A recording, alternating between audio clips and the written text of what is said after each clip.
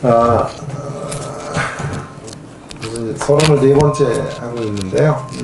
오늘 이제 구조에 대한 이야기를 지난 시간에 이어서 좀 하도록 하겠습니다.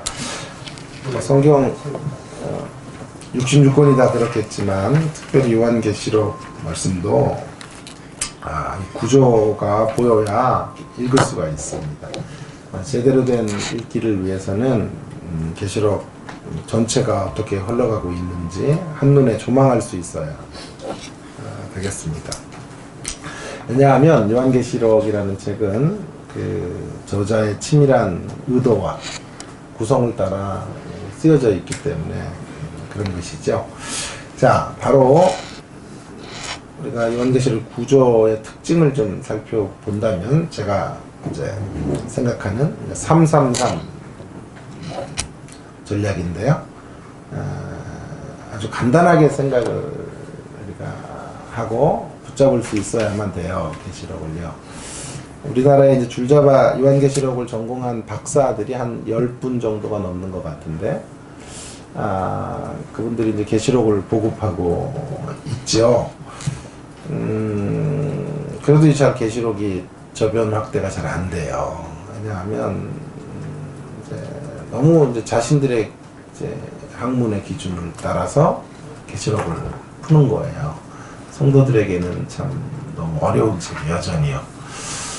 그래서 제가 계시록을 좀 계속 가르치면서 집회를 좀 하고 나면 여전히 어렵다 이런 평가들을 많이 내려서 계속 좀 마음의 부담을 가지고 하나님 앞에 하나님 가장 간단하면서 엑기스가 될 수 있도록 그리고 딱 한 손에 잡을 수 있는 계시록의 구조가 없겠습니까? 계속해서 기도를 했죠. 어느 날 그래서 이제 또 기도 중에 나왔다니까 너무 또 신비하게 이렇게 포장한다 이렇게 생각하지를 마시고요. 마음의 소원 가운데 이렇게 오늘 나누어드린 프린트물의 구조가 나오게 된 거예요. 물론 이제 이게 저의 독창적인 창작물이라기보다는 많은 이제 계시록을 가르치는 분들의 내공들을 제것화한 거죠. 사실은 여러분도 이제 교수님들도 계시고 그러시겠지만 박사학위 논문 이런 게 사실은 별게 아니고요. 남들이 얹어놓은 것에다가 돌 하나 살짝 얹으면 학위를 받는 거잖아요. 그러니까 이게 전부 내가 계시받았다 이러면 이단이 되는 거고요. 근데 이제 다른 분들이 얹어놓은 것에 제가 일조를 하고 있으면 되는 것이니까요. 그렇게 해서 나오게 된 산물이다. 그래서 333으로 제가 읽으려고 해요. 첫째로는 전체 구조가 3이에요. 전체 구조를 3개로 끊으면 좋겠다 싶은데요. 어떻게 끊으면 좋냐 하면 오늘 나눠드린 걸 한번 보시든지 지난주 것도 이제 오늘 나눠드린 것은 살을 붙이면 지난주 거가 될 거예요. 그리고 이외에 또 다른 앵글로 바라볼 수 있도록 이제 다음 주에는 아마 꼭 나가게 될 건데 여러분들에게 여러 이제 응용적 이런 도표나 구조들을 알려드릴게요. 그래서 가장 간단한 거는 이제 이건데요. 보시면요. 1장부터 제가 이제 끊는 것은 5장까지예요. 1장부터 5장까지를 한 묶음으로. 그 다음에 제일 악명 높은 이제 험난한 산줄기가 봉우리가 뭐냐면 6장부터 16장까지인 거예요. 여기가 이제 핵심이죠. 여기를 못 풀었어요. 지난 100여 년이 넘는 한국교회 이제 역사 가운데서 이 대목이 어려워가지고 계시록을 못 들어간 거죠. 입산을 못한 거예요. 그래서 특별히 제가 많이 기도했던 대목 6장부터 16장을 풀 수 있는 방법이 없겠습니까? 하나님 가장 간단하게 그렇게 이제 하는 중에 이제 오늘 두 번째 가운데 부분이 나온 것이고 그 다음에 세 번째 대목이 17장부터 22장까지가 한 파트가 되겠는데요. 자, 요거는 또 이렇게 갈 수도 있어요. 두 번째와 세 번째가 더 쉽게 가면요. 제가 좀 이따 얘기하겠지만, 말씀드리겠지만, 17장부터 20장까지를 포함할 수도 있고, 이쪽에 두 번째 구조로, 아니면 17장부터 22장까지를 따로 설명해도 상관이 없는데요. 자, 좀 복잡한 거는 피하고요. 일단은, 전체 구조를 3개로 제가 보았어요. 1장부터 5장까지, 6장부터 16장 정도까지, 17장부터 22장까지 제가 이렇게 크게 나누고, 그 안에 이제 본론에 해당하는 6장에서부터 16장을 또 3개로 나누는 거죠. 동그라미가 3개 있죠. 동그라미가 재앙이에요, 재앙. 이 재앙이 세상을 향해 쏟아지는 재앙인 거예요. 그런데 계시록은 재앙이 쭉 이렇게 일직선으로 나오는 게 아니고요. 재앙과 재앙 사이에 막간들이 들어가요. 막간. 삽입 혹은 막간인데요. 조금 이따 제가 살펴보겠지만 6번째 재앙과 7번째 재앙 사이에 막간이 들어가는 형태로 이제 흘러가고 있는데, 사실 이 막간을 놓치면 안 돼요. 왜 이런 구조로 쓰여졌을까? 이 막간을 통해서 제가 보기에는 교회를 향한 메시지를 한 3개 정도 주고 있다고 생각하는 거죠.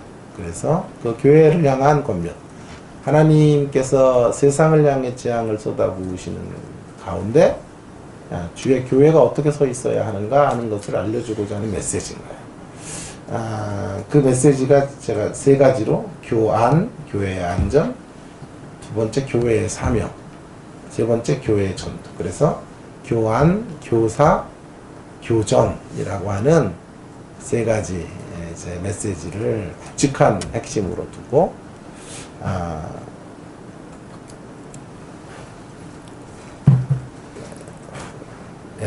핵심으로 두고 이야기를 전개해 가야 된다는 건데요.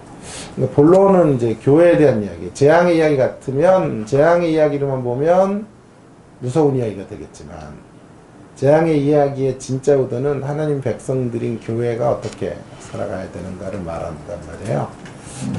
여기가 이제 플랜 하나님의 계획의 진행인데요.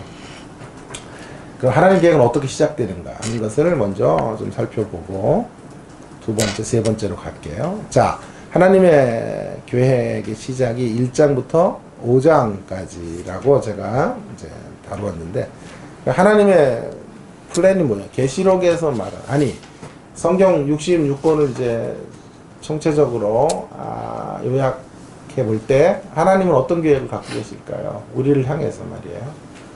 이제 그런 이제 이야기들을 생각해 보면 놀라운 계획을 갖고 계시다 하는 건데요. 어디로 돌아가야 되냐 하면, 사실은 창세기 2장과 3장에 범죄하기 이전에 에덴으로 가야만 해요. 그때 하나님께서 선악과를 따먹지 말라 그러시죠. 그죠? 그러면서 하나님이 정말 원하셨던 건 선악과를 따먹지 않고 생명나무를 취하는 거예요. 생명나무를 취해서 하나님의 영원한 생명 속에 죄가 없는 자리에서 그 풍성한 생명, 하늘 생명이라 그러거든요. 그 하늘 생명을 누리는 인생들이 되기를 원하셨던 거죠. 그것이 하나님의 사실은 인생들을 향한 계획이에요. 이제 제가 좋아하는 표현 중에 하나가 이제 많이 쓰는 18번 어록이라 그럴까요? 뭐 교회를 저는 늘 하늘교회라 이렇게 말을 하고 있는데, 그러니까 정확히 말하면 주님의 십자가 하늘교회인 거죠. 우리가 이 땅에 있지만 이 땅에 파견된 하나님의 전이부대로 하늘교회, 하늘의 가치관을 구현하고 세상을 거슬러 올라가는, 거꾸로 살아가는 이 세상의 가치와는 정반대편의 삶을, 이제 반대되는 삶의 길을 향해, 가치를 향해 달려가는 사람들, 이제 그런 우리들의 어떤 존재됨이랄까요? 성숙이랄까요?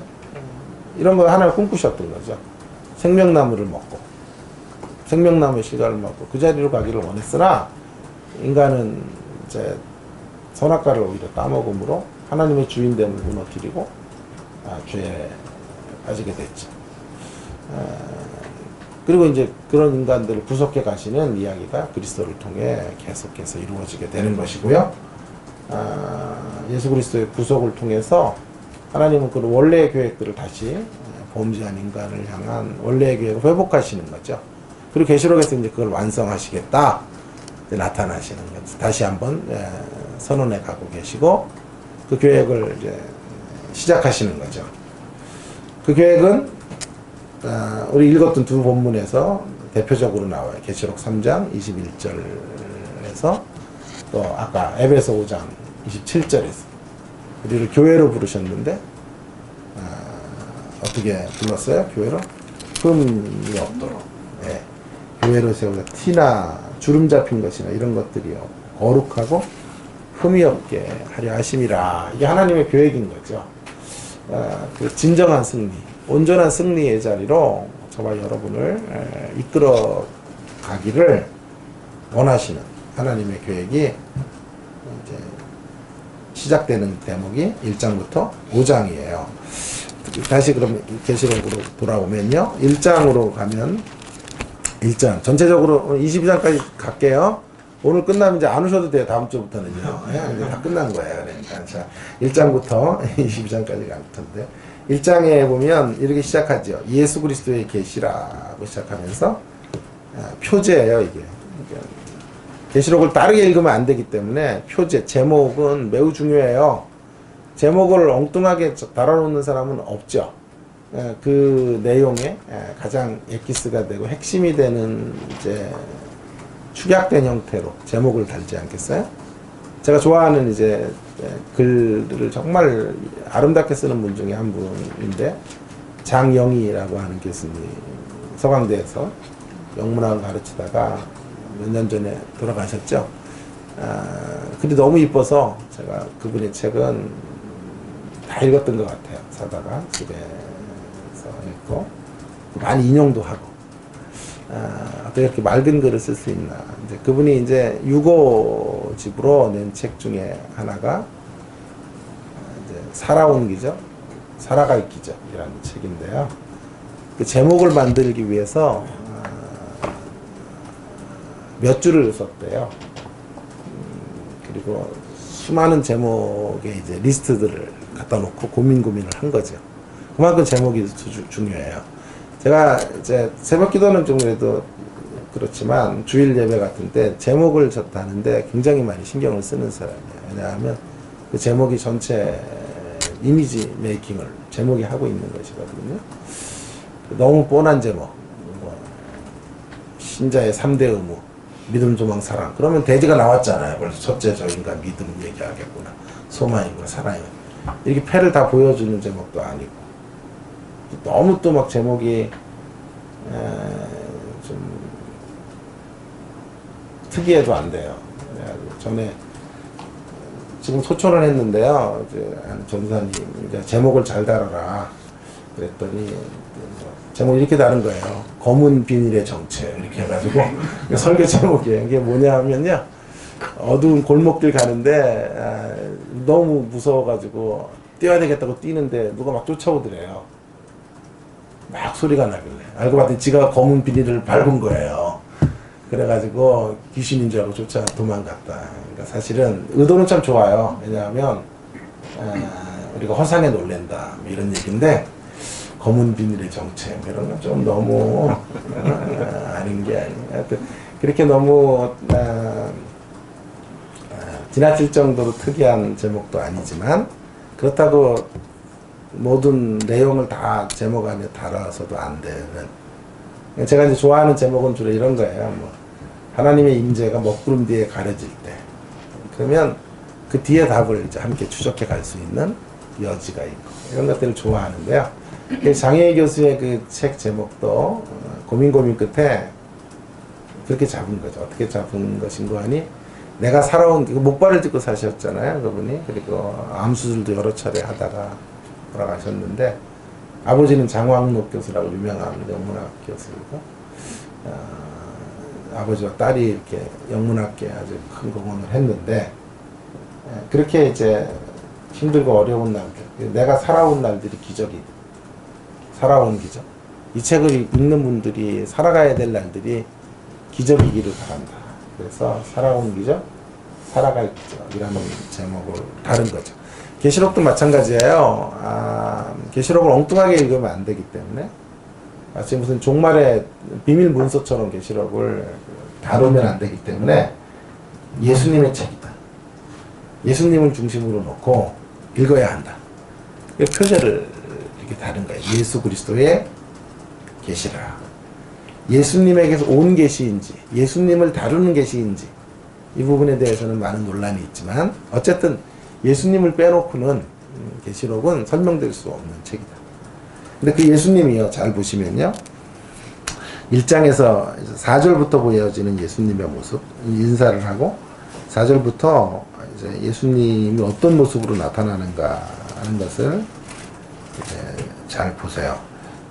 특별히 4절부터 소개되어지는 예수님은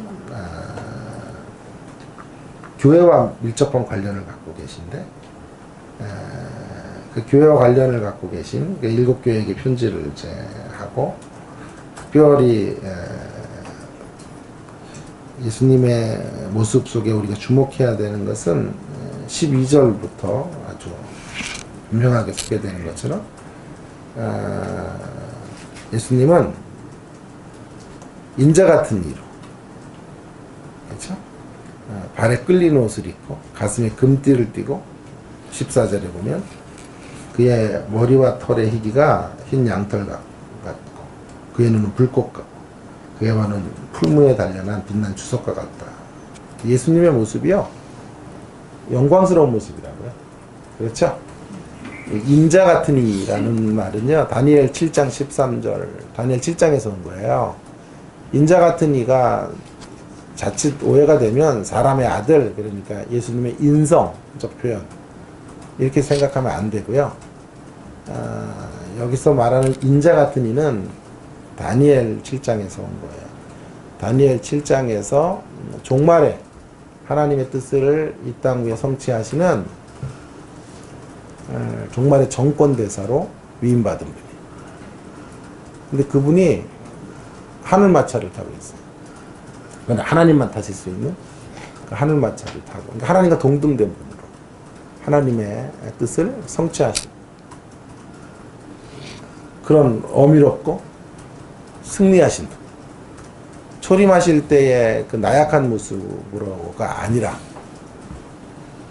죽음을 딛고 일어서셔서 부활과 승리의 자리로 나아가신 그 주님, 그 주님의 모습으로 소개하고 있는 것이죠. 그런데 놀라운 사실은, 자, 13절에 보시면 촛대 사이에 계시다. 그죠? 촛대 사이에 계신데 그 촛대가 뭐냐 하면 20절에 보세요. 내가 본 것은 내 오른손에 7별의 비밀과 7 금촛대라. 7별은 7 교회의 사자요, 7 촛대는 7 교회니라. 촛대 사이에 계신다라고 하는 것은 뭐가 되는 거죠? 예, 7 교회 가운데 계시다는 거죠?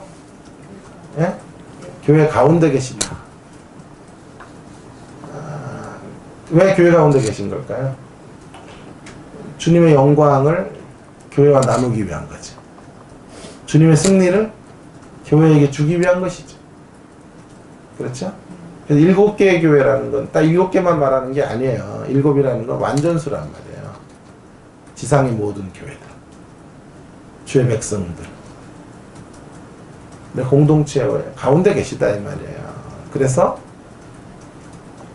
이 존귀하고 영광스러운 자리로 주의 백성들을 이끌어 가시겠다. 그런 계획을 갖고 계신 거죠.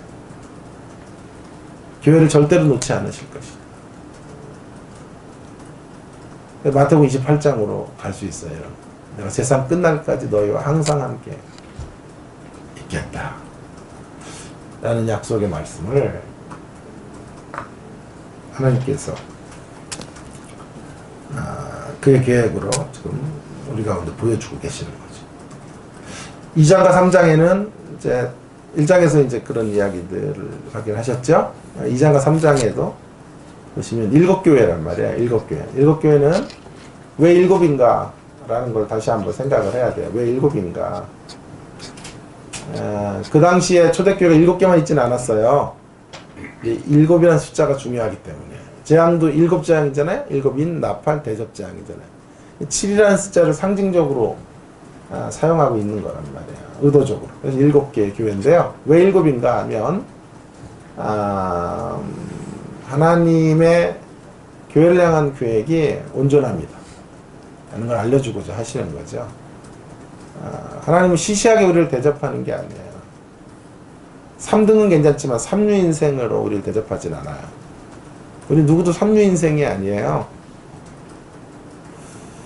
하나님 안에 존귀한 자들이에요. 7교회인 거예요. 흠과 티가 없는 거룩한 자리로 하나님은 저와 여러분의 인생들을 계획하고 계시고, 이것이야말로 하나님이 인생을 향한 가장 큰 사랑인 거예요. 하나님의 사랑이란 우리를 시시하게 대접하지 않는 게 사랑이에요. 적당한 삶을 요구하지 않는 거예요. 너무 수준 높은 삶을 요구하는 거죠. 그래서 힘들어요. 신앙의 걸음은. 그러나 그게 사랑인 거죠. 그만큼 우리의 인생을 가치 있게 여기시기 때문에 가능하다는 거죠. 그렇게. 그런 원수 사랑. 우리 가자 그러면 심리 갈 수 있는 원수 사랑을 할 수 있단 말이에요. 악을 악으로 갚지 않고 손으로 악을 이기는 거 할 수 있다. 힘들지만. 그 자리까지 이끌어 가실 하나님의 계획. 7교회, 그래서 7교회. 우리를 향하실 하나님의 계획은 온전함이에요. 성숙함이고. 정말 수준이 높은 자리다. 라고 하는 것을 표현해주고 싶으신 거죠. 그래서 에서보드 사빌라라고 하는 7교회가 다 부족해요. 물론 2교회는 칭찬만 들었지만 그렇다고 해서 2교회가 완벽했다 이런 얘기는 아니에요. 2교회를 보면요, 서문화와 빌라델피아 교회죠. 그 2교회는 환난과 궁핍이 있었고 적은 능력밖에 없었다. 그러니까 7교회 중에 가장 어려웠던 교회들이에요. 이 교회들은 칭찬만 들었어요. 그러니까 그들이 온전했다기보다는 이 교회들은 너무 위로가 필요한 교회예요. 위로가 없이는 쓰러지고 영적인 이런 전투를 계속해 갈 수 없을 때 주님은 칭찬으로 가시는 거죠. 그래서 지상 7교회는 전부 불완전한 교회들이었지만 주님은 그런 교회를 이끌으셔서 주님의 계획들을 이루어 가실 것이다 라고 하는 선언을 하고 계시는 거죠. 자, 그리고 그런 이야기의 끝자락에 이런 구절이 있는 거예요. 주님의 계획이 어떤 것인지를 에서부터 사빌라 라오디게아 교회의 마지막 권면으로 하시고 있는 거죠. 이기는 그에게는 이겨라. 이기는 그에게 3장 21절에 이기는 그에게는 내가 내 보좌에 함께 앉게 하여 주기를. 내 보좌는 누구 보좌일까요? 예수님의 보좌죠. 예수님의 보좌죠. 그죠?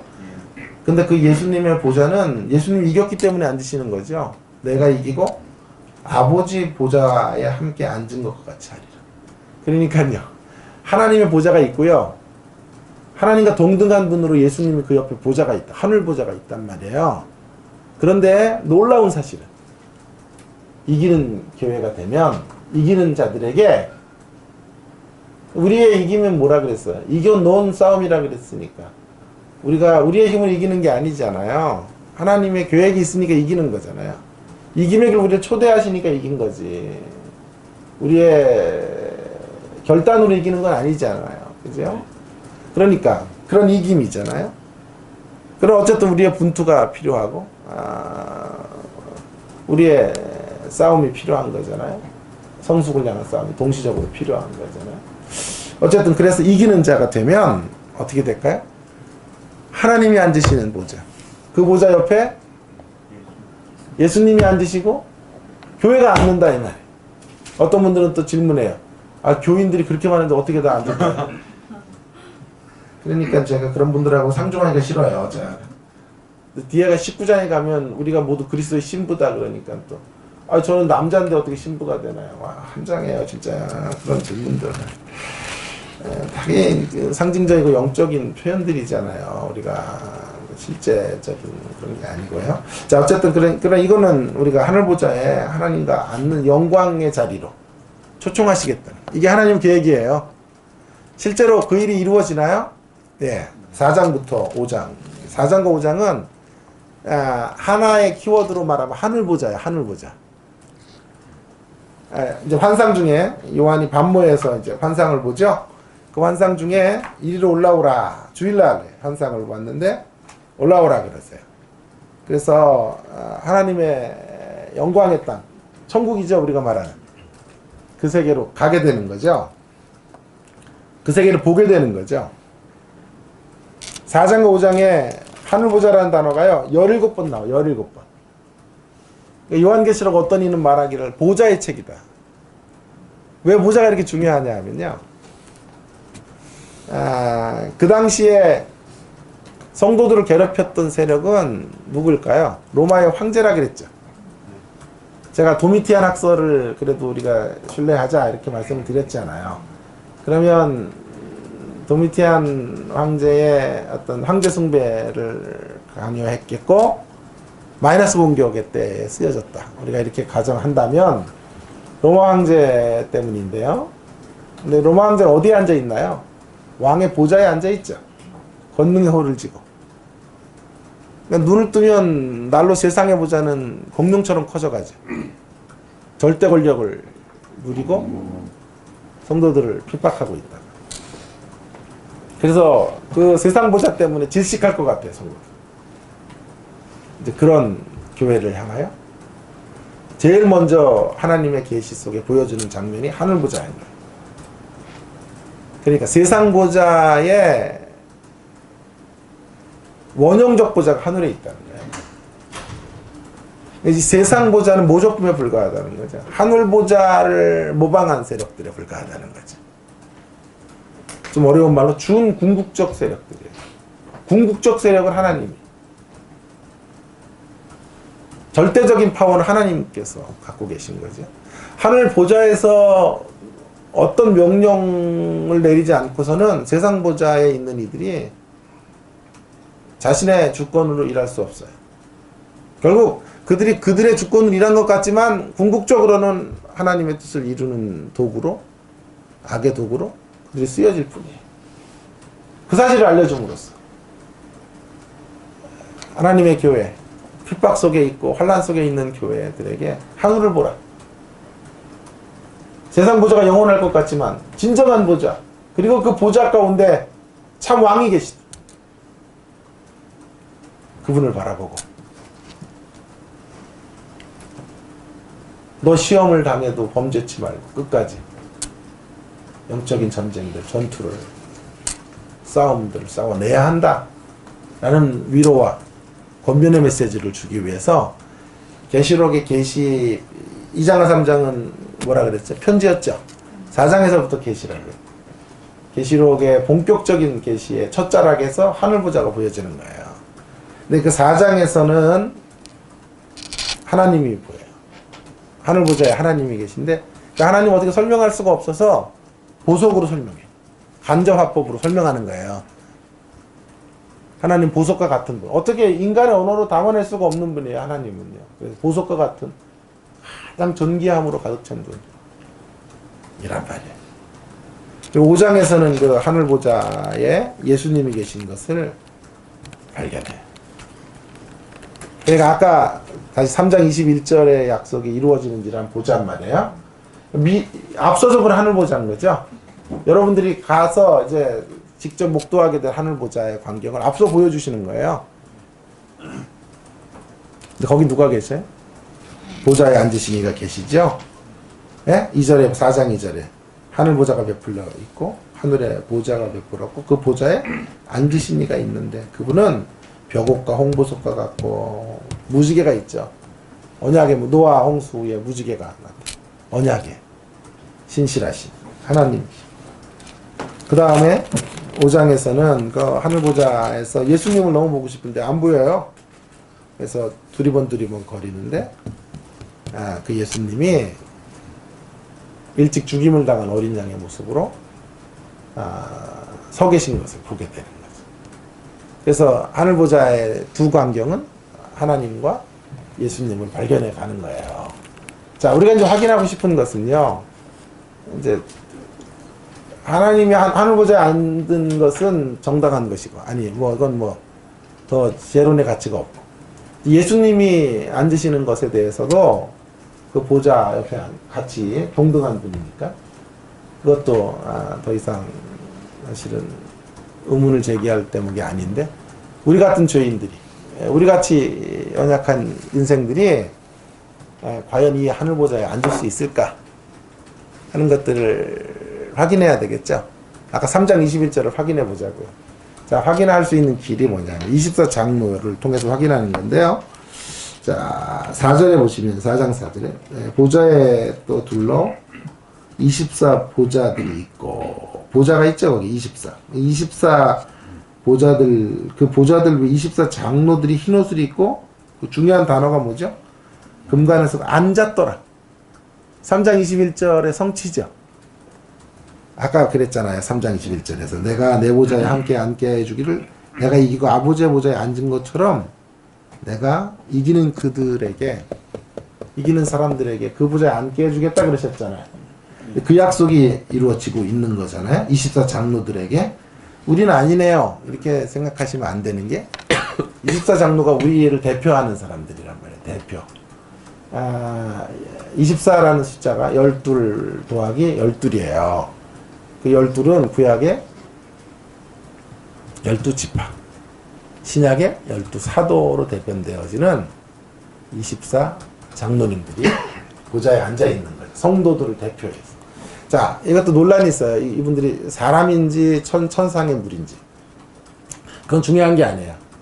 절반은 싸워요. 절반은 사람이다. 절반은 천상의 천사들이다. 수종들은.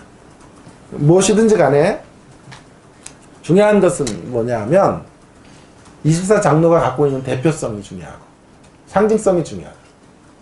저와 여러분이 이 안에 들어가 있다는 것을 알려주고자 하는 거죠, 성경은. 24 장로가 우리의 자리라는 거죠. 근데 놀랍게도 하나님께서 우리를 향하신 계획을 여기 이루고 계셔. 성취하실 것을 알려주고 계셔. 그 계획이 시작되는 자리에 이미 끝을 다 알려주시는 자리로 보여주고 계셔.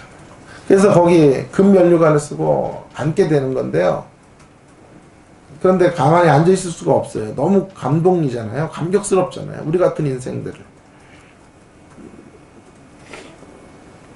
우리의 모습을 보면 어떻게 이렇게 영광스러운 자리까지 갈 수가 없다고요.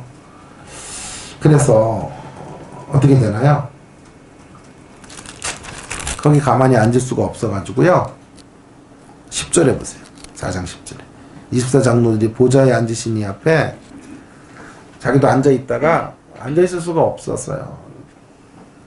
자리에서 일어나서 엎드려요. 그리고 세세에 살아계신 이에게 경배하고 자기의 관을 보좌 앞에 드려요. 그러면서 찬송해요. 우리 주 하나님이 영광과 존귀와 권능을 받으시는 것이 합당하오니 주께서 만물을 지으신지라. 만물이 주의 뜻대로 있었고 또 주의 지으심을 받았나이다 하더라. 보좌에 앉아 주었지만 보좌에 감히 앉을 수가 없어요. 그래서 벌떡 일어나서 면류관을 왕 앞에, 진정한 왕 앞에 내어드리고 이 모든 것이 주님의 은혜로 인한 것이었습니다 고백하며 찬송을 해요. 네? 천국은 뭐 하는 곳일까요? 하나님을 찬송하는 곳이에요. 예배하는 곳이에요. 예배의 책이라 그랬죠, 제가 지난주에. 예? 예배의 자를 독려하기 위한 예배의 책이에요. 어떤 저 형이 한번 그러더라고요. 야, 천국 재미 딥다 없겠다. 맨날 예배만 드리냐? 낚시는 못하냐? 그런 걸 왜 나한테 낚시할 수 있는지 없는지 잘 모르겠고요. 어쨌든 그러나 너무나 감격스러울 거예요. 날마다 새 노래로 하나님을 예배하는 그런 자리로 우리를 초청하실 거예요. 우리의 심령이 날로 새로워져서 하나님을 노래하는 자리로 이끌어 가실 거예요. 이런 계획을 갖고 계시다 이 말이에요. 이 계획의 선언이 1장부터 5장까지. 여기는 별로 어려움이 없죠. 1장은 전체 장의 서론, 2장과 3장 7교회. 왜 7이냐? 완전수, 온전수 7. 4장과 5장은 하늘 보자. 3장 21절에 약속을 성취하시는 하늘 보자가 보여주므로 고난당하는 성도들에게 우리의 목적지가 여기이고 우리의 미래가 이러하다는 것을 알려주고자 하시는 거죠. 자, 이제 그런 계획이 진행이 되는 거예요. 시작이 됐는데 진행이 되어져 가는데 그런 하나님의 계획이 이제 역사 속에서 진행이 되어져 가야 돼요. 그 두 번째, 그래서 하나님의 플랜의 진행이 6장부터 16장 혹은 17장부터 20장을 포함할 수도 있는데 처음 제가 여기 도표는 16장까지만 끊었어요. 자, 6장부터 16장은 이제 하나님의 놀라운 계획이 성취되려면 뭐가 단서가 하나 있어야 되는데 그게 뭐냐 하면요. 악이 물러가야 돼요. 악이 존재하는 한, 여러분, 악이 존재하는 한 하나님의 계획은 온전히 성취될 수가 없어요. 우리를 향한 온전한 구원이 이루어질 수 없어요. 우리는 지금 악의 시스템 안에서 살고 있어요. 세상은 공중의 권세 잡은 사단이 지배하는 것이고 구조적인 악을 가지고 우리가 아무리 선하려고 해도 선해질 수 없는 것이에요. 그런 한계들. 그리고 우리 안에 죄성도 있고 해서 우리가 구원을 받았지만 순간순간 죄의 유혹 앞에 넘어지고 쓰러지고 허무에 굴복하는 세력이 될 수밖에 없어요. 자, 그래서 우리의 구원이 온전하게 거룩하고 흠이 없는 자리로 갈 수가 없는 거예요. 육신을 갖고 있는 동안 이 세상 안에 피조물로 살아가는 동안에 그럴 수가 없는 거죠. 그러니까 하나님의 계획이 이 우리를 향하신 이 교회를 향하신 이 위대한 계획이 완성되는 길목에는 반드시 악이 물러가야 돼요. 악은 두 종류인데요. 악인이 있고요. 악의 배후의 세력이 있는 거예요. 근데 악인들이 물러가는 이야기가 이제 6장부터 16장입니다. 그리고 더 간단하게 보려면 악인들은 배후에 누가 있냐면요. 그들을 컨트롤하는 세력이 있어요. 인간은 중립적일 수가 없어요. 우리는 하나님에게 피동되든지 사단에게 피동되든지 둘 중에 하나인 거죠. 나는 그래도 하나님도 안 믿고 사단도 안 믿어. 그러면 사단에게 피동된 거예요. 그러니까 두 종류로 딱 가르면 하나님에 의해서 움직여가는 인생과 세상과 사단의 세력에 움직여가는 세력밖에 없단 말이에요. 그러니까 이 악인들도 그 배후에서 조절하는 세력들이 있는데 그 악의 배후에는 누가 있냐 하면 바벨론이 있어요. 얼굴마다 판무파탈의 모습을 하고 바벨론이 등장하고 있어요. 그러니까 사단의 세력은 그렇게 어리석지가 않아요. 뿔 달린 모습으로 마귀의 흉측한 모습으로 나타나서 우리를 달려들면 교회에서 전부 거절하고 사탄아 물러거라 이렇게 할 수 있으니까 그런 역사도 있지만 그렇게 단순하지가 않아요. 어떻게 나오냐 하면요. 맨 앞에 화려한 외투를 거치고 성공주의, 쾌락주의, 외모 지상주의 같은 모습을 하고 있는, 그래서 우리의 눈과 귀를 완전히 사로잡는, 우리의 마음을 다 빼앗을 수 있는 음료의 모습으로 나타나 있단 말이에요. 이게 바벨론이고 이 바벨론의 세력이 오늘 우리와 직면해 있는 거예요. 그리고 세상을 전부 1등의 가치로 1등한 자들에게만 성공의 떡고물을 던져주겠다고 하는 무한 경쟁의 시대로 이끌어가는 세상이 되고 있는 거예요. 그러니까 그 배후에 무시무시한 바벨론의 세력이 있다. 바벨론은 3번 등장해요. 계시록에서 3번 언급이 되는데 14장에 한 번, 16장에 한 번, 17장과 18장에 한 번 더 등장해요. 그만큼 바벨론을 어떻게 다루시는 문제가 이렇게 소중해요. 왜냐하면 우리가 피부로 만나는 세력은 바벨론의 세력이기 때문에. 그 다음에 이제 그 배후에 누가 있냐면 19장에 가면 두 짐승이 나와요. 두 짐승은 지난번에 본 것처럼 바다에서 올라온 짐승과 땅에서 올라온 짐승이라고요. 그리고 20장에 가면 또 이 악의 절정에 누가 있냐면 용이 있어요. 12장에 용이 나왔죠. 그러니까 보세요. 요게 이렇게 구성되어 있어. 악은요. 다시요. 악은 악인들이 있고요. 악인들이 스스로 움직여가는 게 아니라 배후에 그들의 정신과 사상과 가치를 이끌어가는 세력이 있는데 제일 피부로 나오는 세력이 바벨론이고요. 그 바벨론 뒤에는 두 짐승이 있고 두 짐승 그 위에는 누가 있냐면 용이 있는 거예요. 근데 이 세력들이 다 물러가야 돼요. 그래서 제가 만약 악인들만 무너지는 것이라면 6장부터 16장까지면 되지만 악의 배후의 세력이 무너지는 것까지 하면 20장까지 가야 된다고요. 이해가 되셨나요? 네. 자, 그래서 악의 배후의 세력까지 무너지는 이야기. 그들이 심판받는 이야기를 계시록은 길게 다루고 있어요. 그래서 왜요? 목적이 뭐예요? 그래서 무섭게 하려는 게 아니에요. 그러니까 악들이 심판받으니까 무서운 장면들이 많겠죠. 그래서 엄매 무서워. 이렇게 되면 안 된단 말이에요. 왜요? 그 목적이 중요한 거라. 그 목적은 우리를 온전하게 건져내고 이 악의 세력으로부터 진정한 구원의 자리로 우리를 초청하기 위해서 이런 역사들을 이루어 가시는 거니까. 아멘. 오히려 감격스러운 거예요. 악이 심판당하는 모습이 우리에게 공포를 주면 안 돼요. 그래서 계시록은 두려움의 책이 아닌 거예요.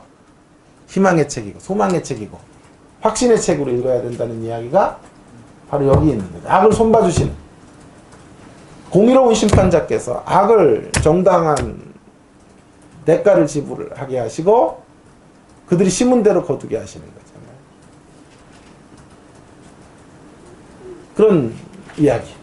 그래서 계시록 안에 무서운 이야기가 가득해요. 심판의 이야기가 가득해요. 재앙의 이야기가 가득해요. 그러나 신자는 더 이상 계시록 때문에 주눅들지 않고 두려움에 빠지지 않아요. 왜요? 그것이 우리를 위한 것이. 우리의 유익을 위해서 우리를 괴롭히는 자들을 손봐주시는 이야기이기 때문에 그런 것이요. 이거예요, 계시록. 간단한 이야기예요. 아, 이렇게 악인들이, 근데 악인들이 물러가는 게 제일 중요한 이제 본론에 해당하는 이야기가 되겠어요. 악인들이 물러가는데 이제 이렇게 가는 거죠. 자, 거기만 잠깐 좀 보고 가야 되겠다. 지금부터 10시간을 하라 그래도 10시간을 이거 그냥 원고도 없어요. 오늘은요. 할 수 있을 정도. 한 달을 하라 그래도 하겠어요. 뻥치는 거냐고요? 진짜 그 정도로 계시록이 이렇게 이 도표가 있으면요. 설명을 하면 되잖아요. 할 수 있는 데까지. 이렇게 계시록은 두 가지밖에 없어요. 두 종류밖에. 딱 손에 거머쥐고 가면 가장 쉬운 책. 66권 중에. 그러나 이런 도표를 못 읽으면 가장 어려운 책. 죽을 때까지 한 번도 입산해서 등정할 수 없는 책이 돼버려요.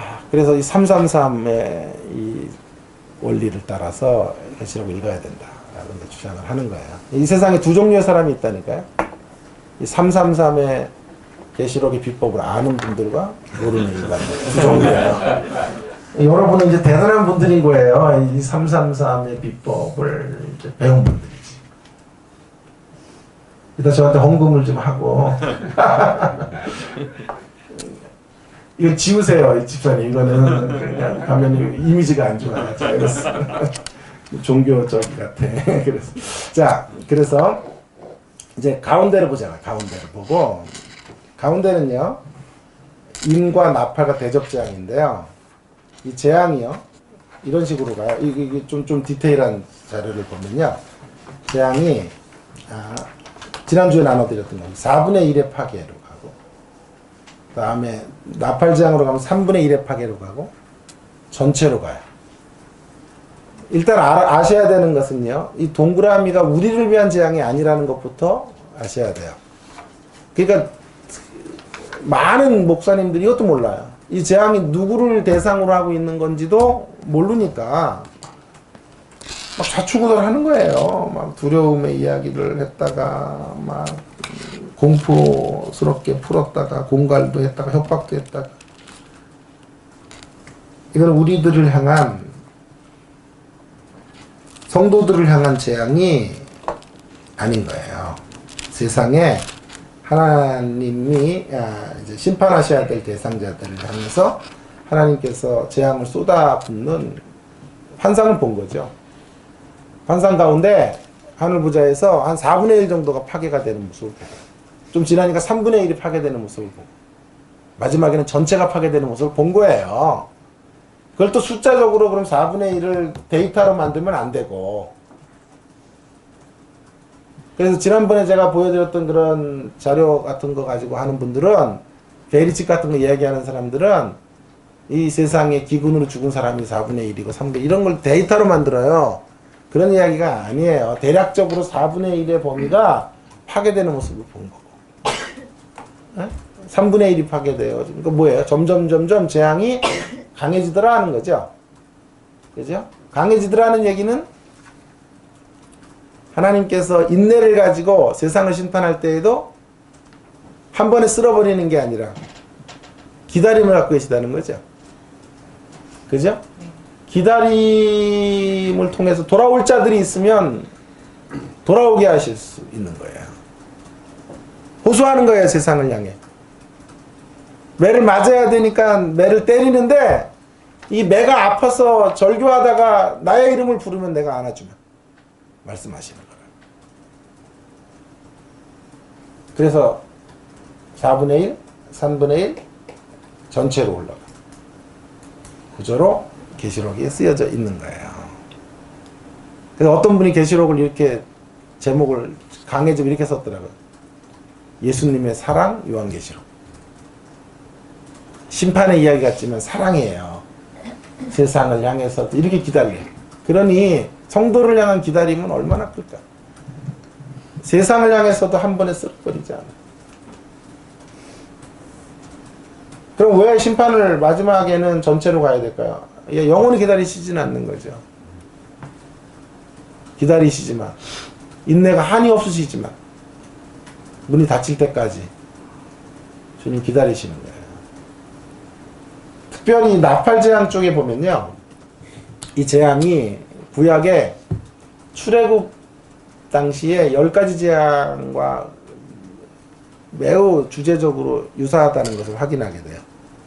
거기 뭐 메뚜기 재앙 같은 거 이런 것들은 다 그런 데서 온 거예요. 그래서 우리를 구약의 출애굽 당시로 되돌아가게 한다고요. 그러면 이 재앙을 푸는 비법은 출애굽 재앙을 알면은 풀 수가 있어요. 인나팔 대접 재앙은 어렵지만 출애굽 재앙은 훨씬 쉽죠. 그 재앙을 하나님이 쏟아 부었죠. 10번이나. 그런데 누구에게 쏟아 부은 거죠? 대상자가? 애굽이죠. 하나님 백성들이 아니죠. 오히려 6월절이라 그래서 뛰어 넘어갔잖아. 하나님 백성들의 집은 장자가 죽지 않도록 뛰어 넘어가게 하셨잖아요. 6월절에 있는 절기가 아니라 6월절 뛰어 넘어간다. 패스 오버 한다는 거 아니에요. 하나님의 피를 발라놓은 언약의 피가 있는 집안들은 이 재앙으로부터 살아남는 거잖아요. 그것의 종말론적인 버전이 7재앙인 거예요. 그 목적이 뭐죠? 출애굽 재앙의 목적이 뭐예요? 세상을 애굽을 맞대려서 바로를 항복하게 해서 하나님 백성들을 예배의 땅으로 불러가기 위한 거죠. 가나안 땅으로 이끌어 가시기 위한 거죠. 마찬가지예요. 이런 인나팔 대접장의 목적이 뭐죠? 저와 여러분의 구원을 온전히 이루어서 영광스러운 예배자로 세우기 위한 거예요. 아까 24장로를 제가 보여드렸죠. 우리를 대변되어지는 24장로들이 뭐 했어요? 하나님을 보좌에 앉게 영광스러운 자리로 나아갔고, 거기서 너무 감동이 되어 보좌 아래로 내려와 금면류관을 내어드리고 예배했죠. 그런 종말론적인 예배자들을 불러내시기 위한 하나님의 심판의 이야기인 거예요. 이 이야기가. 뿐만 아니라 10번을 기다리셨잖아요. 10번. 한 번에 애굽을 쓸어버린 게 아니라 10번이 계속됐다는 말은 그 10번 중에 애굽의 사람들 중에 돌아올 사람이 있으면 받아주신다는 얘기죠. 간접적으로. 계시록에는 그걸 3번으로 말하는 거예요. 왜 줄었냐? 그런 게 아니라 3세판이라는 말이 있잖아요. 3번 더 이상은 안 가시는 이유는 더 이상 기다려도 돌아오지 않는 거예요. 그러니까 하나님이 기다릴 만큼 기다리셨다라는 걸 확보하고 있는 거죠. 자, 그러는데 그래서 3번 3개인 거예요. 인, 나팔, 대접 재앙이 점점 강해지면서 나아가고 있어요. 나아가고. 지금은 인재앙 시대인지 나팔 재앙 시대인지 대접 재앙 시대인지 이런 거는 확인할 수가 없어요. 그런 의도도 없어요. 전체적으로 이 재앙들이 점점 강해지는 것을 통해 주시는 메시지를 우리는 확인하고 걸어가면 돼. 종말로 갈수록 하나님의 심판은 강력해진다는 거고 악인들은 더 처절한 심판을 받아서 망하게 된다라는 거예요. 그러면 이 재앙이 그러면 역사 끝에 7년 동안 일어나는 재앙입니까? 이렇게 주장하는 질문도 있지만 그것도 말이 되지 않아요. 문자적인 7년의 재앙이 아닌 거예요. 그렇게 보면 안 되고 7년, 7이라는 숫자가 뭐라 그랬어요? 완전수, 온전수, 하나님의 심판의 철저성 이런 걸 이야기하는 거란 말이에요. 긍정적으로 보면 7은 하나님의 구원받은 백성들의 온전함을 이야기할 수 있고 여기 7은 하나님의 재앙의 철저함을 말하는 거란 말이에요.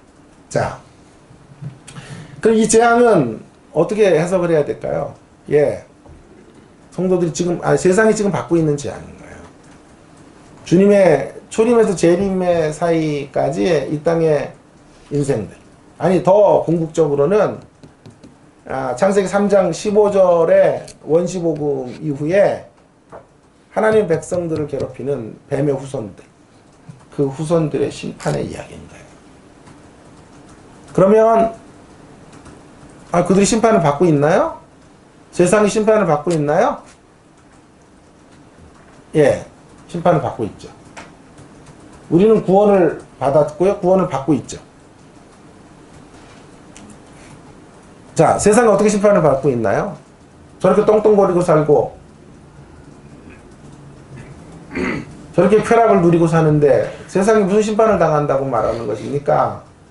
7 인재앙, 나팔, 대접재앙이 지금 여기서 이루어지고 있는 거예요. 지금 이 땅에서. 심판도 여기서 이루어지고 있고 구원도 여기서 이루어지고 있다고요. 심판이 어떻게 이루어지고 있나요? 저는 이렇게 생각해요. 예수님 없이 이 땅을 살아가는 것 자체가 심판이에요.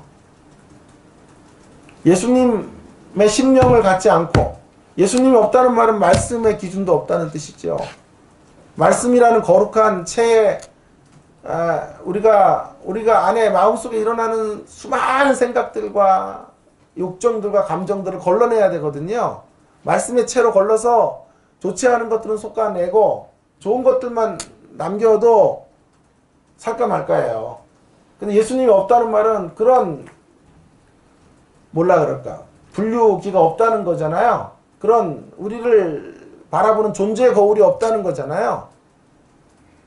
제동장치가 없다는 거 아니에요. 그러면 욕망을 따라 끝없이 가는 것이고 내 안에 이루어지는 생각을 따라 살아가는 것이고 나를 지배하는 가치를 따라 움직여가는 거잖아요. 그것 자체가 재앙이 아닙니까? 그것 자체가 심판이 아닙니까? 하나님 없이 이 험한 세상을 살아내는 것, 그것이 인생들이 받고 있는 심판이에요. 그리고 그 심판은 점점 더 깊어져 가요. 더 허무해져 가요. 세상을 살면 살수록 세상은 허무해요.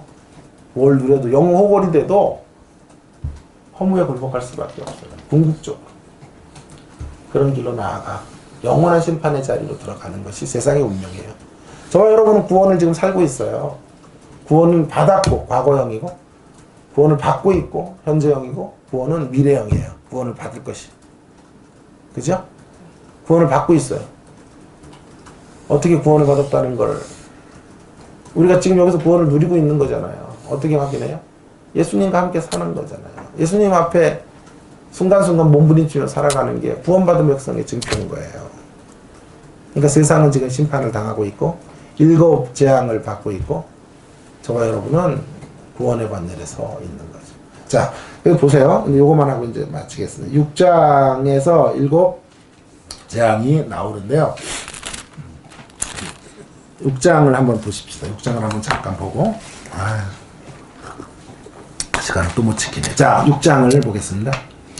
앞에 네 가지 재앙. 우리가 확인해야 되는 거는요. 재앙이요. 어떤 구조로 있는 4, 2, 1의 구조로 되어 있어요. 7가지 재앙이라고 그랬잖아요. 네, 4. 따라하겠습니다. 4, 2, 1의 구조인데요.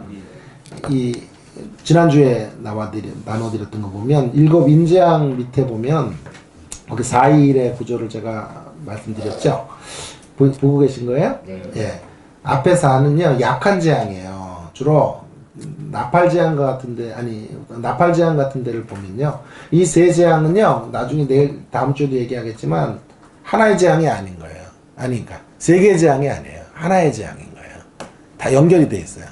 7번째 임재앙이 나오면 나팔 재앙이 이제 시작되고, 나팔 재앙 7번째 것은 대접 재앙으로 연결이 되는, 그래서 하나의 세 국면, 하나의 재앙의 세 양상, 이라고 말하면 되겠어요.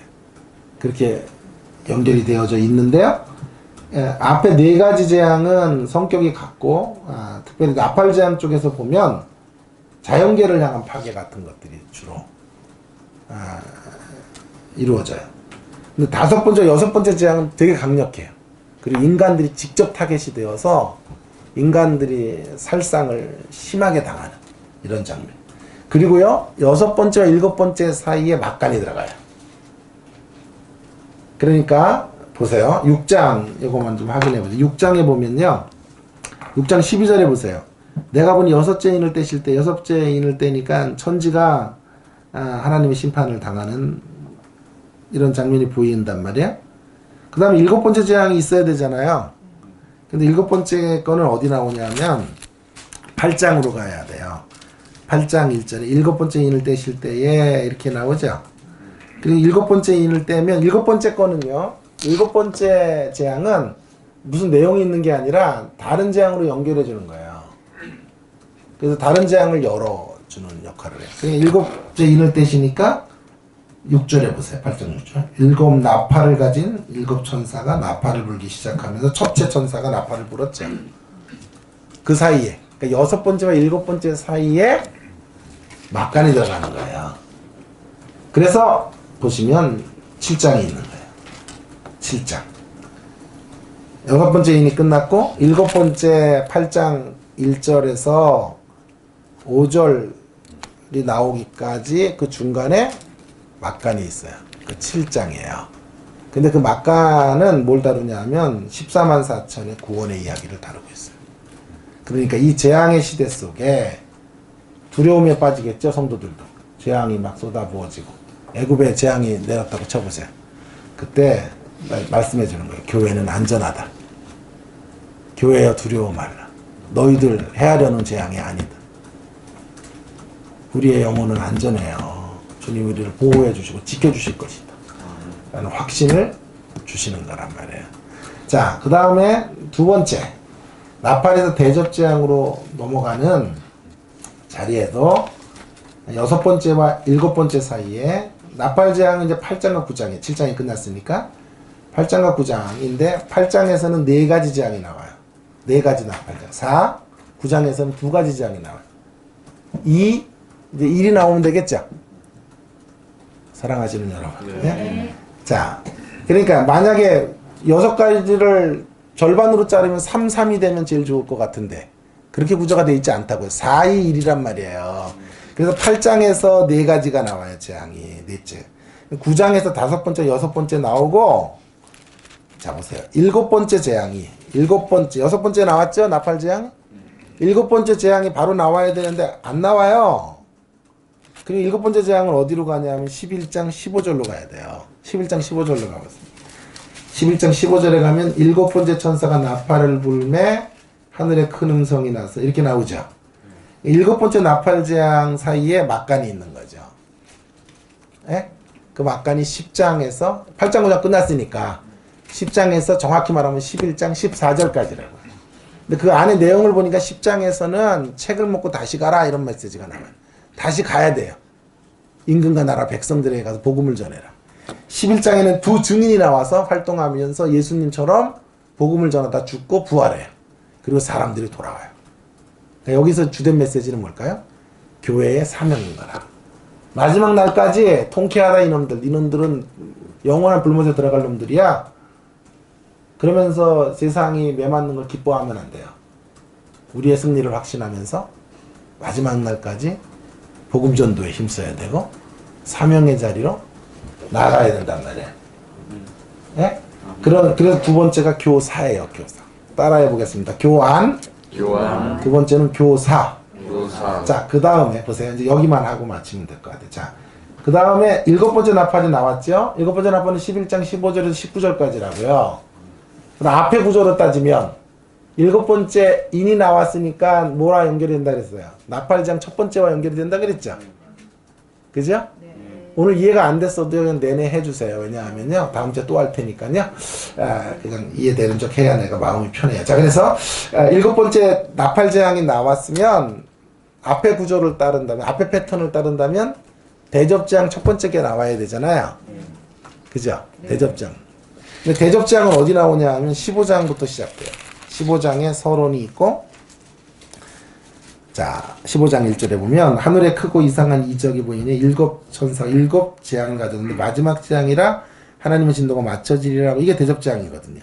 서론이 있고 16장에 본격적으로 퍼포먼스가 이루어져요. 그러니까 그 사이에 뭐가 있는 거죠? 12장부터 14장이 있는 거죠. 이게 불규칙적인 거라. 앞에 패턴을 따라오다가 여기 불규칙적인 반응이 하나 일어나. 그러니까 여기가 제일 어려워요. 제가 보기에는. 계시록의 제일 난 코스는 여기. 왜 이런 불규칙적 반응이 있었는가? 그 학자들의 논란이 많은데 좀 고민을 하다가 밑으로 뺐어요. 제가. 밑으로 빼서 12장부터 14장을 우리가 뭐 아카데믹한 무슨 학문적인 성취를 통해서 세계적인 학술을 지내고 이럴 거 아니잖아요. 쉽게 이해하고 말씀을 읽어가면 되는 거니까. 이거를 막간으로 처리하는 게 좋겠다고 판단한 거예요. 그럼 333이 되겠죠.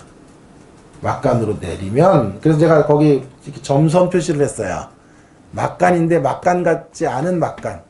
막간이면서도 막간이기에는 앞에 구조와는 조금 불규칙적인 반응이 일어나는 막간. 그런 의미를 함축하고 있는 거예요. 그리고 내용을 보니까 12장에는 용이 나와요. 용이 공격해요. 교회, 예수님을 공격하고 교회를 공격하고. 13장에는 바다짐승이 나왔죠. 지난번에. 그다음 땅짐승이 나왔죠. 바다짐승은 적그리스도, 땅짐승은 거짓 선지자. 이들이 삼위일체라 그랬죠. 14장에는 이들의 운명이 나와요. 이 악의 세력들이 하나님의 심판을 당하는 또 하나의 그림이 나온단 말이에요. 여기의 키워드는 교회의 전투인 거예요. 그래서 세 가지가 완성이 된 거예요. 그리고 16장의 이야기가 15장과 16장의 일곱 대접으로 전체적인 파괴. 그 안에 하나님의 교회를 향한 메시지. 그 교회를 향한 메시지가 세 가지. 교회는 안전합니다. 두려워 마십시오. 어떤 경우에도 우리의 영혼은 안전해요. 우리는 궁극적으로 이길 자들이에요. 14만 4천은 우리예요. 두 번째, 교회는 마지막까지 영혼을 구원하고 복음을 전하는 사역을 감당해요. 교회의 임무 중에 하나가 전도가 아니고 교회의 존재 자체가 이미 세상을 향하여 복음을 전하는 일이에요. 선교적인 거예요. 교회 자체. 그러면서 마지막 세 번째 메시지는 교회는 끝까지 전투를 해야 돼. 악의 선주는 생각하면 넘어질까 조심하면서 마지막까지 영적 전투를 벌리고 싸워내야. 긴장을 놓치면 안 돼요. 신앙의 방학이 없다. 영적인 전투를 끝까지 싸워내셔서 승리의 자리로 나아가십시다. 라는 메시지를 주는 거예요. 교회론이에요. 교회를 향. 마지막만 교회 이야기입니다. 그리고 17장 18장에서는 바벨론이 멸명, 19장에서는 두 짐승이 멸명, 13장에 그러니까 나오는 순서 거꾸로 가요. 나오는 순서는 12장에 용이 나왔고, 13장에 두 짐승이 나왔고, 14장에 바벨론이 나왔는데요. 멸망할 때는 반대로 가요. 제일 먼저 바벨론이 망하고, 17장과 18장에. 그 다음에 두 짐승이 망하고, 용이 망해요. 클라이막스를 노리는 거야. 절정에서 우두머리를 남겨놓는. 장군의 아들 같은 거 보세요. 최고 저쪽 대빵 하야시 같은 인간을 초반 부분에 죽이는 일은 없다고요. 마지막까지 남겨놓아요. 중간 간부 죽이고 또 죽이고 최종 한 20분 정도 남겼을 때, 그리고 19분 때까지는 김두한이가 식사게 터지고 다 죽어가다가 태국기가 확 지나가. 그래서 갑자기 힘을 얻어서 일어나가지고 그때부터는 슬로우 비디오로 막 두두두두두두 해가 1분 동안 해가지고 상대를 완전히 제압해서 승리를 거두게 되죠. 그 하인은 그 가장 절정을 향해 나가기 위한 구도로 쓰여져 있는 거예요. 그래서 다 물러갔죠. 악인이 물러갔죠. 악의 배후의 세력들이 다 물러갔죠. 이제 우리의 구원이 완성이 되는 시점이에요. 그래서 21장과 22장에 새 예루살렘이 등장하는 거예요. 근데 그 새 예루살렘은 예수님의 신부예요. 교회인 거예요. 하나님의 교회를 향하신 계획이 완성이 되는 거예요. 우리를 흠과 티가 없는 거룩. 근데 그 교회가 금으로 돼 있어. 아까 우리 하나님도 금으로 돼 있었죠. 천국이 금이다 이런 얘기가 아니고요. 내가 본 천국이 금이면은 금이 무슨 가치가 있어요? 금은 희소성이 있을 때 가치가 있는 거지. 영적인 존재들이 사는데 무슨 금이 의미가 있냔 말이에요. 그 얘기가 아니고요. 천국은 금으로 된 집이 아니고, 그건 물질주의적 가치관을 가지고 성도들을 유혹하고 격려하기 위한 것이었고요. 영적인 존재들이, 그러니까 새 예루살렘은 교회인데요. 새 예루살렘이 금이라는 말은 가장 존귀해졌다는 뜻이. 영광스럽게 바뀌었다. 하나님의 계획 속에, 하나님의 이 놀라운 열정 속에, 열심 가운데서 불가능해 보였던 저와 여러분 같은 존재들이, 우리 모두가 하나님과 같은 자리, 하늘 보좌의 자리, 금으로 설명되어지시는 하나님처럼 저와 여러분의 인생도 존귀한 인생, 보석과 같은 생애들로 완성되어질 것이다. 그래서 결론은 내 백성은 반드시 승리하리라. 이게 요한계시록의 전체 메시지가 되겠습니다. 다음 시간에 좀 더 자세히 디테일하게 이게 전체예요. 요걸 붙잡고 333 붙잡고 계시록을 여행하는 거예요. 이제는 그 333 구조를 계속 되뇌이면서 제가 시간 전반 부분에 있는 구조를 다시 이야기하고 그 다음에 한 장씩을 살펴보면 되겠습니다. 요한계시록은 결국 교회의 승리 이야기, 주님의 열정 속에 이기는 이야기, 우리를 그렇게 존귀하게 대접해 주시겠다. 그래 우리 외쳐야 돼. 고난이 올 테면 오라, 환난이 올 테면 오라. 우리에게는 그리스도가 계시다. 우리를 이끌어 가시는 주님이 계시기에 우리에겐 두려움이 없다. 이런 외침을 외치게 하는 책, 이런 담대함으로 우리에게 남겨진 생애들을 걸어가게 만들어주는 책, 요한계시록이에요. 좋으신 하나님 함께 부르며